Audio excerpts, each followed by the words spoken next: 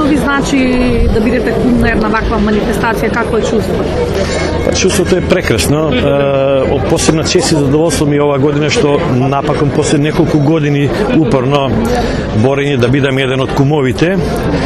Мора да истакам дека секоја година има голем одзив од луѓе кои сакаат да бидат кумови на една ваква манифестација, а јас како еден од основачите на мултимедијален центар Карпино, пошто јас сум еден од 30 подписници основачи на мултимедијален центар Карпино и еден директен нивен учесник, имав таа доблест да чекам неколку години да дојдем на ред. И сега ми е посебна чест и задоволство што напокон после толку време добив.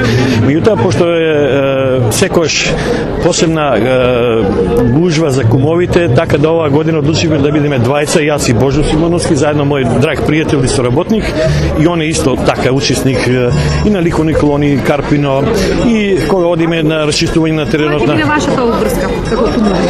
Па како кумови да... Според обичајот да ја наставиме традицијата до сегашната и да ја зголемиме секако према нашите можности, колку можеме. Значи да биде помасовна, попосетена, повидена, порекламирана и така.